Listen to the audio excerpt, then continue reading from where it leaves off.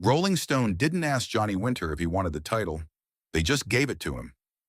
January 1969. The magazine hit newsstands with Winter on the cover. Lanky, pale, long white hair, a Gibson ES-335 hanging off his shoulder like it belonged there. The headline read, "The best white blues guitarist alive. Not one of the best. The best." He was 24 years old. Columbia Records had already signed him for a number that people in the industry whispered about rather than said out loud. The largest advance ever given to a new artist at that point. The label believed in him the way labels rarely believe in anyone. Not because they loved the music, but because they thought the music was going to be worth a lot of money. Those two things feel the same from the outside. They don't feel the same from the inside. Winter had been playing since he was 5. Born in Beaumont, Texas, with albinism and a sensitivity to sound that people around him had never quite been able to explain. He heard things others missed. He felt the space between notes the way other musicians felt the notes themselves. By the time he was a teenager, he was sitting in with musicians twice his age in clubs that probably shouldn't have let him through the door. He learned the rules of blues the way you learn the grammar of a language you're born into. Not from books, from listening, from watching fingers on fretboards in dark rooms. From Muddy Waters records played so many times the vinyl started to wear thin in the same spots. He knew which bends were correct. He knew where the feel lived inside a 12-bar progression. He knew what blues was supposed to sound like, and more importantly, what it wasn't. By late 1968, Johnny Winter wasn't just good. He was the proof that the tradition could be carried with genuine weight, not imitation, not approximation. The real thing. That was what the title meant to him. Not the fame, not the Columbia money, the legitimacy. And then someone told him Jimi Hendrix wanted to play.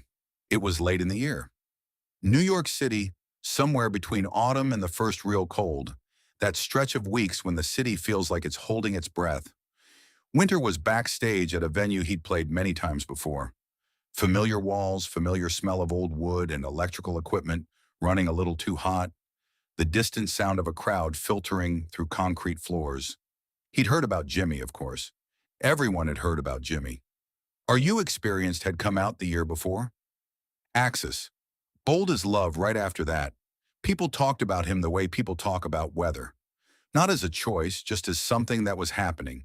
Something you either stood in or didn't. Winter had heard the records. He'd listened carefully, the way he listened to everything. Not casually, but with attention, trying to understand the architecture underneath the sound. He heard the talent. There was no ignoring it. But he'd filed Jimi in a particular mental category, separate from his own world. Different purposes, different languages almost. But Winter had maintained a quiet professional distance. Different lane, he told himself. Jimi was psychedelic, theatrical, loud. Winter was blues, rooted, structured, real. He believed that.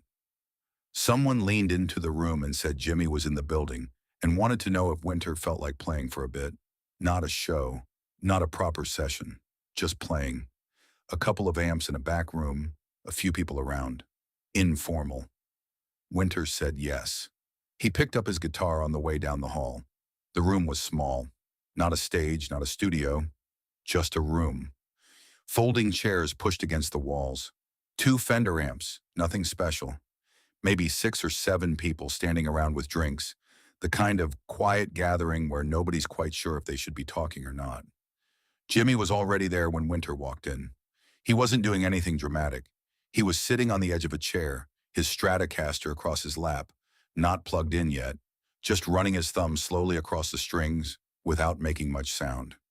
He looked up when Winter came in, nodded once, and went back to whatever he was working through in his head. Winter set up. They plugged in. Someone adjusted the volume on one of the amps, and they started playing. The first few minutes were easy, a simple blues shuffle in E, the kind of thing both of them had played 10,000 times. Winter took the lead, clean, confident, technically precise. His bends landed exactly where they were supposed to land. His timing didn't waver. He knew this territory, and it showed. Jimi played rhythm behind him and said nothing. Then they switched. Jimi started leading. Winter fell back.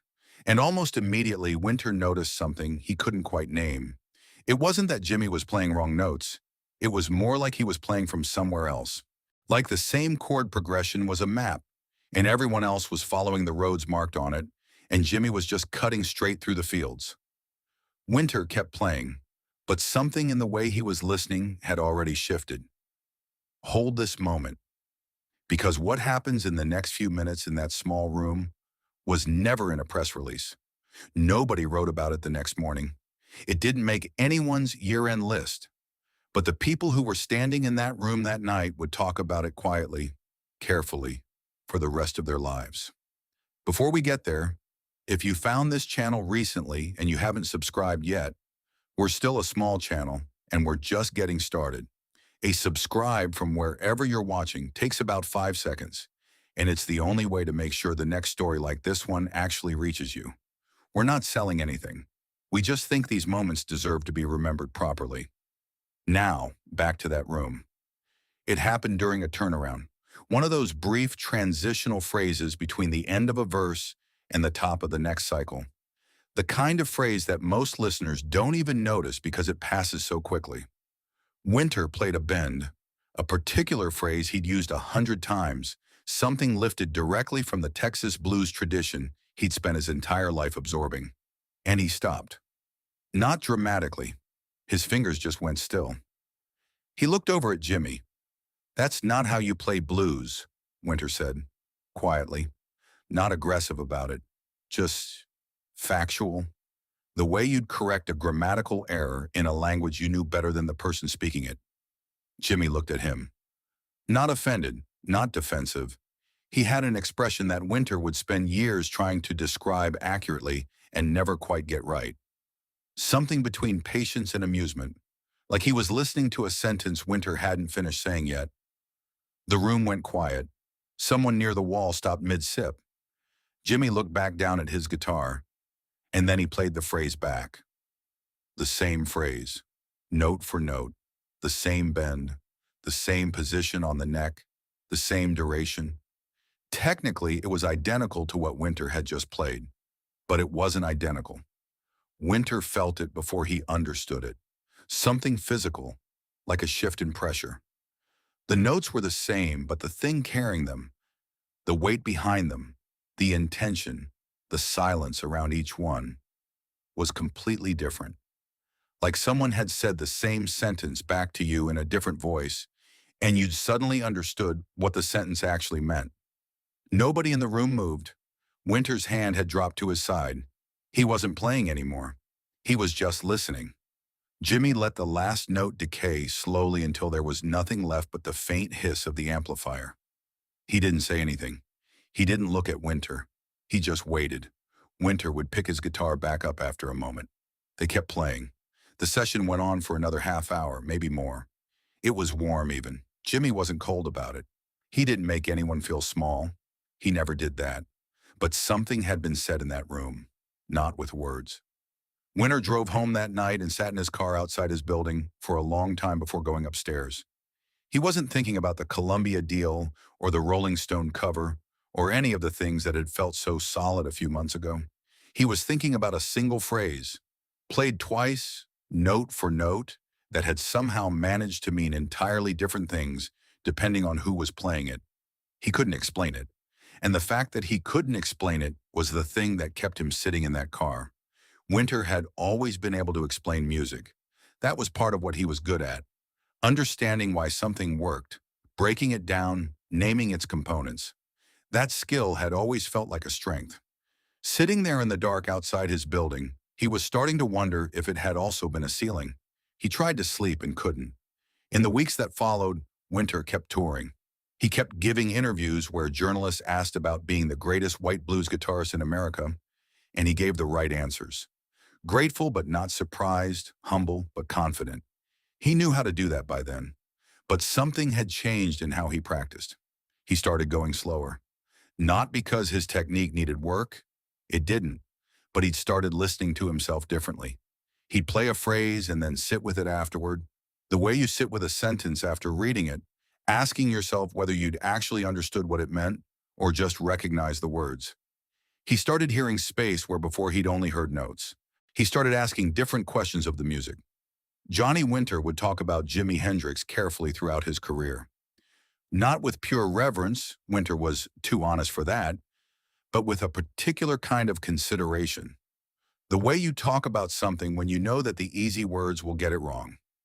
In a conversation from the mid-1970s, Winter said something that the interviewer almost moved past but didn't.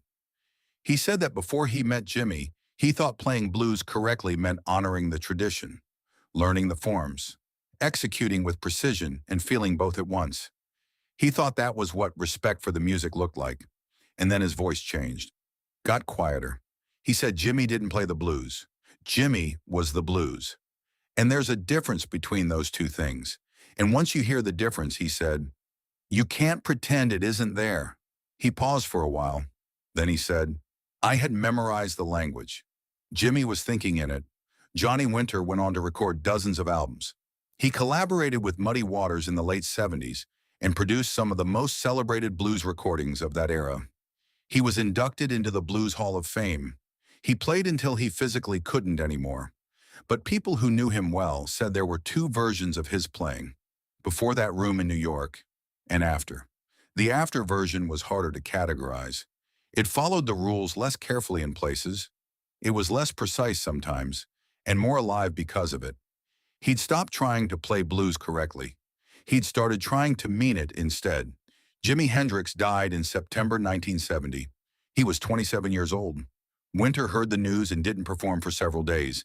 He didn't process things out loud, but the people close to him said something about him was quieter after that, like a frequency had gone out of the room that wasn't coming back.